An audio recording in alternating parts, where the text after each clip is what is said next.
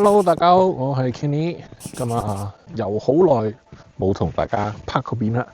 自從上次 field trip 完咗之後，咁上次 field trip 完咗啦，行咗成個禮拜，咁所以亦都需要啲時間俾對腳休息下，先再出去玩咁樣嘅。咁今日就嚟到呢個叫 Paroona Wildlife Sanctuary， 就算係 Perth 其中一個比較 underrated 嘅一個景點嚟嘅。咁佢呢個咧就其實係一個野生動物保護區，咁個位置咧其實都幾偏僻下嘅。咁就係距離 Perth 嘅市中心大概1個鐘頭車程啦。咁就其實喺 Ellenbrook 入邊咧係再沿住個山入去咁樣嘅。咁呢個野生動物保護區咧，咁就係由呢個澳洲野生動物保護組織係去maintain去 manage 咁樣嘅。咁呢個保護區咧，咁就係只限冬天開放，就係5月到10月先去開放咁樣嘅。咁依家啦，啱啱我哋入到嚟入口呢度，我哋就其實已經見到有好靚嘅少少湖啦，因為我哋近排 Perth 過去嗰2個禮拜係落雨落到癲啊！頭先我喺 car park 出咗嚟，咁其實今日都 OK 多人下。因為今個禮拜開始就已經係 school holiday 嘅開始，所以就有好多家長就帶埋啲小朋友過嚟就行下咁樣嘅。咁同埋呢一個野生動物保護區啦，呢度就係要俾錢11蚊一個人，咁就係你要事先去上網 book， 咁跟住你俾咗錢之後咧，佢就會 email 個 code 咁樣俾你，跟住喺我哋門口頭先嗰度咧就係有個閘嘅，咁你就喺嗰度撳密碼，就然後就入去咁樣嘅。同埋佢呢11蚊啦，算係俾呢個組織去maintain呢個 area 啦，咁所以我覺得11蚊都 OK 嘅，咁當一個 national park 入場費咁樣啦。咁入到去咧，咁咧就係有3條路線，咁一個就係叫Possum Loop， 就係一個2.3公里嘅一個 loop 嚟嘅，咁就適合初學者去行啦。咁另外一個就係 Queen's Circuit， 大概係6.5公里，就係中等路線嘅。咁而另外一條就亦都係我今日嚟緊行呢條，就係叫 Lumbat Trail， 就係12公里一個 loop 嘅，咁就應該行你大概3至4個鐘咁樣啦。咁就大家因應翻自己個人嘅體能程度啦，就去揀翻唔同一個難度嘅挑戰咁樣啦。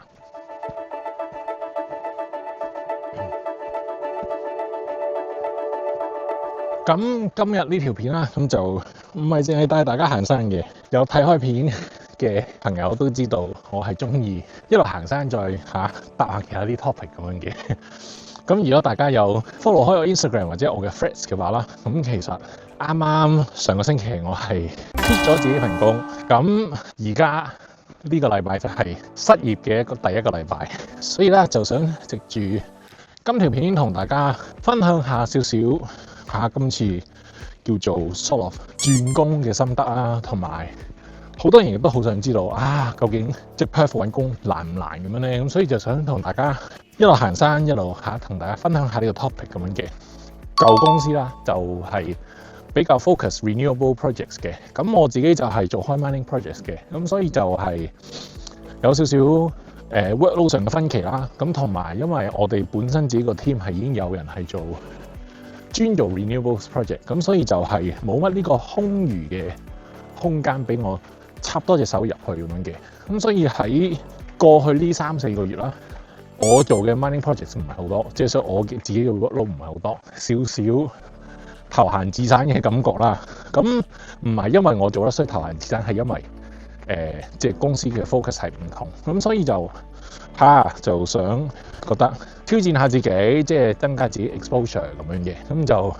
唔係話同自己個 team 反台又或者有嗌交咁樣嗰啲安排嚟嘅。我係和平地離開，咁所以成件事都係好 smooth 嘅。所以呢個咁樣嘅感覺啦，其實我係去完香港翻嚟 settle down 自己所有嘢之後，咁就開始就整理下自己嘅 CV cover letter， 咁就開始就即係遞出去，咁就即係叫試下水溫啦，即係 test 下出邊個 market 又係點，同埋究竟自己3年半經驗啦，咁就出到去個人工又會幾多咁樣咧？所有嘢都係好試驗性，咁就諗住試下先嘅，即係都唔急住話真係要即刻走嗰種嘅。咁跟住就去到4月尾5月頭咁樣啦，咁就係揾到一間公司就請人，咁就開始就真係抌個 application 入去啦。咁我就係5月頭遞入去，咁跟住佢就5月中就開始叫我 interview 咁樣啦。咁佢成個過程其實都係好快，好似唔知佢5月中 interview， 跟住隔幾日就即刻叫我 second in， 跟住唔夠1個禮拜就即刻出到 offer 俾我，係超快。我係未見過即係一間公司係可以由 interview 出到 offer 呢個 process 個進度係可以快到咁樣嘅。成個過程係非常之快，咁所以亦都係能夠喺 financial year 完結之前就 make 一個 decision， 就係我要出去闖一闖啦。咁就多謝舊老細過去3年半嘅照顧咁樣嗰啲咁樣，咁跟住就自己決定咗去轉工咁樣嘅。成個過程都係幾快幾順利，而且我係見第一份嘅 job ad 個招聘廣告第一次 submit 就即刻有啦，咁所以係一擊即中，唔需要抌時間咁樣嘅，非常之快。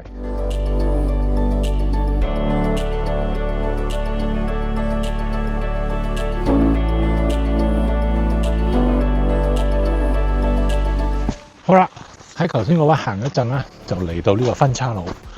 咁左邊就係短啲嗰條 Queen's Circuit， 右邊就係12K 嘅 number track 啦。咁所以啦，我依家就係向右行，就係行埋最後嗰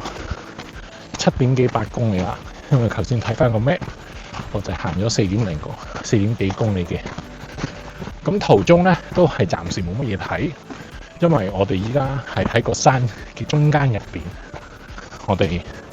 上到去number track 最頂個碌溝，我哋到時再講我哋。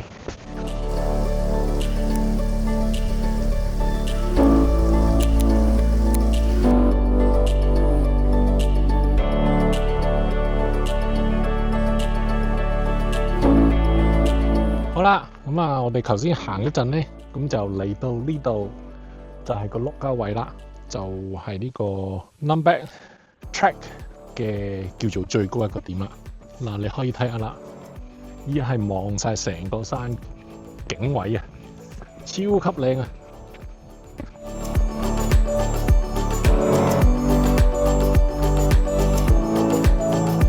哇，好舒服啊！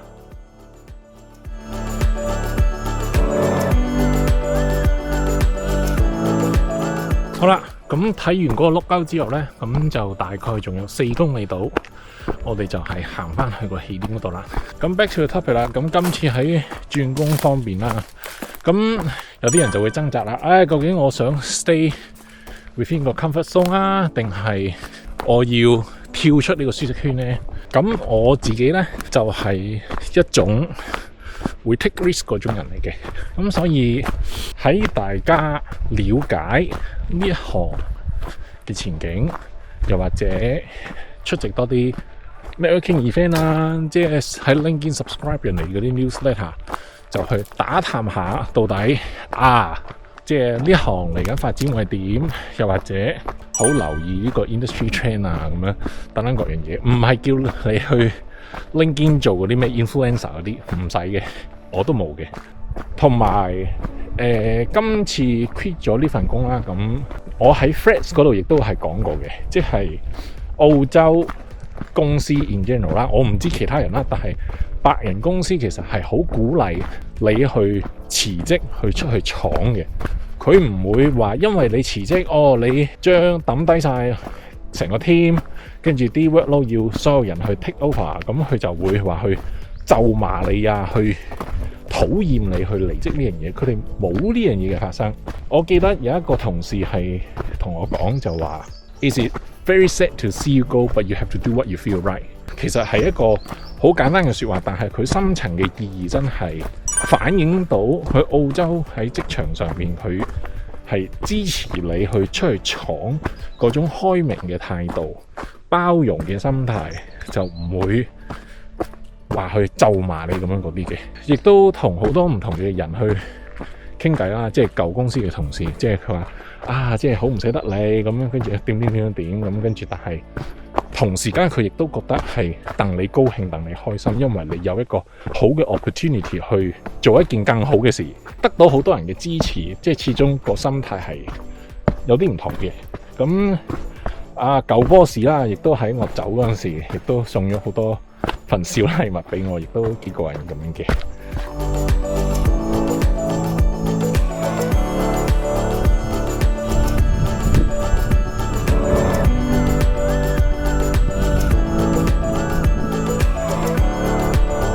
好啦，出翻嚟我後邊個閘，咁就正式行完呢啲12K 啦。咁呢個 track 係比想象中有啲難行，因為佢有好多位全部做晒梯級，就唔係沿住個斜坡。去到最尾嗰段，因為我哋係要落翻個山谷，跟住喺個山谷上翻嚟呢個 car park 呢個位，到最尾去嗰個碌溝啦，係非常之靚。咁呢個路線啦，咁我呢個係 Lumbeck track 就12K。咁其實咧就行完一條線啦，咁就係join晒之後短嗰啲路線嘅。你行咗條長嘅路線咧，就等於行埋